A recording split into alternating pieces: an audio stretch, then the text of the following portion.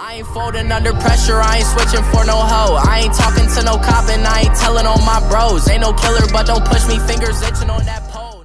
What's good, YouTube? It's your boy K-Flex, and I'm back here with another video. And today, I got good news or bad news. I don't know how y'all look at this news. Cameron Wake wants to play in 2019, okay? Now, the bad news is he doesn't have a contract for 2019. His contract expires for the Dolphins, so we will have to re-sign him. I'm not quite sure how much money he wants, but let me know if you guys want Cameron Wake to come back next season. Now, let me give my opinions on my thoughts on it, okay? Real quick, shout out to the people that like this video before they even heard this sentence, and let's get into it. Now, Cameron Wake is still a baller, okay? He's still balling, and he's still probably the best defensive lineman on our team, which is the crazy part. He's not leading the team in sacks. He would be, but one of his sacks got taken away last game because it was a holding call or some shit that we accepted instead of taking a sack. But he really supposed to be leading the team in sacks, but he only has what, 6, and Robert Quinn has 6.5. So Robert Quinn is leading the team in sacks. But Cameron Wake is still one of our most consistent pass rushers, even at his old age. Now, the only bad thing about Cameron Wake that you can say is that he's not going to be, he's not an every down rusher. He's not going to be able to be on the field every single play or even a majority of the plays. He's a lot of plays he's not going to be on the field, and he actually decides whether or not he's on the field or not. From what I figured out today, Matt Burke said that Cameron Wake actually decides when he wants to come in, and Cameron Wake said today that he actually decides when he wants to come in. He just has to balance himself.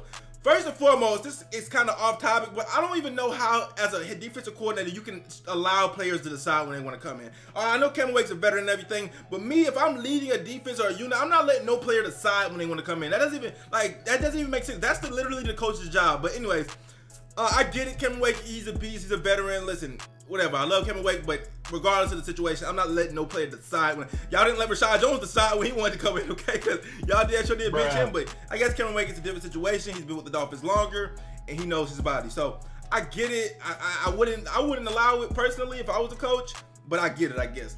With that being said, Cameron Wake doesn't play a majority of snaps, okay? He plays about almost half. He plays about 46% of the snaps this season, okay? Which at his age, that's really the best that you probably could expect. If you look at Julius Peppers, who's the only defensive lineman that's even as old as Cameron Wake, but he's older, he's 38. He plays about 49% of the snaps. So they both play about maybe almost 50% of the snaps, but you can't expect Cameron Wake at this point in his career to ever play 70% of the snaps. Luckily for us and how deep we are at defensive linemen, we don't need a defensive lineman to play 70-80% of the snaps. There's not a situation with the Vikings. You look at them, they have, what's his name? Daniel Hunter, he plays about 80% of the snaps. You look at Clyde Campbell, 70-80% of the snaps of the Jags. You look at DeMarcus Lawrence, 80%, Aaron Donald, 90%. These guys have a defensive lineman that play a lot of the snaps, okay? But we don't have defensive linemen like that, okay? Robert Quinn plays the most percent of the snaps out of all our defensive linemen, and he plays about what, 60% of the snaps, 59% of the snaps.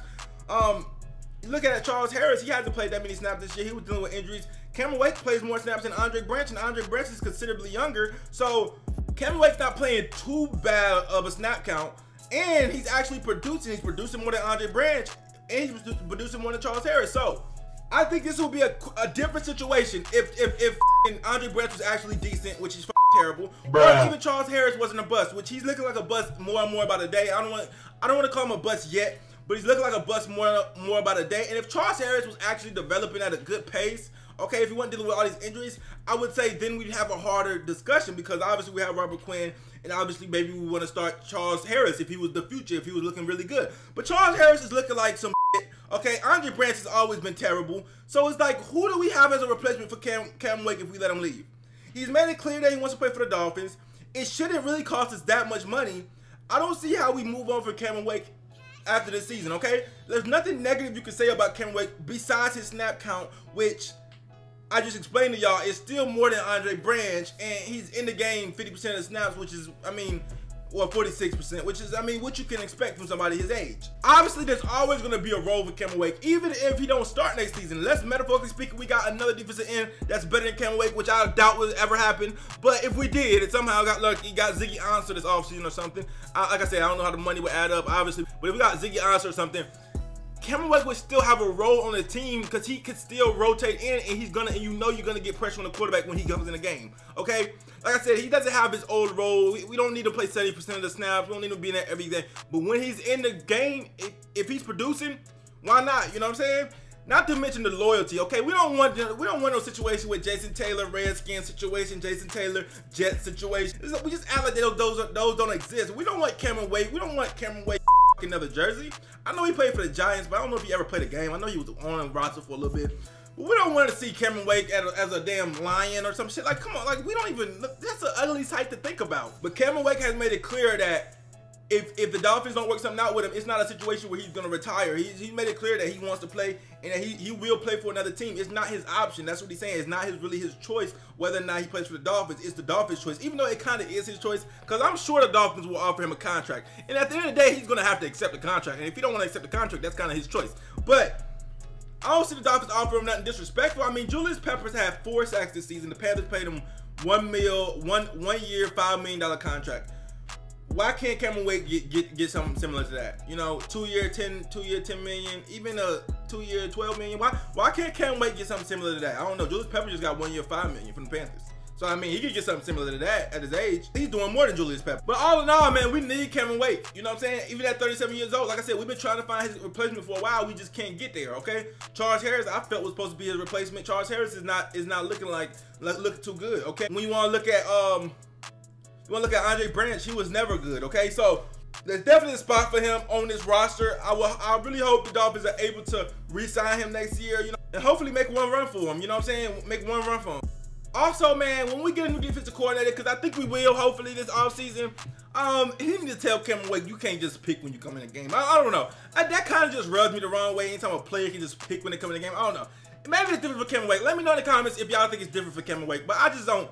I feel like that's the coach's job. You don't ever like what, like a player just honestly like, hey, I want to come out. Obviously players call out when they're tired, but like just anytime they want to come out. Now if Cameron Wake ends up leaving the team, you know what I'm saying, I wouldn't say it's gonna kill our season or nothing, but I do feel like we need a replacement for him because Charles Harris is just not looking that good. I haven't seen nothing out of Charles Harris that's gonna they're gonna tell me that he's ready to take that next step.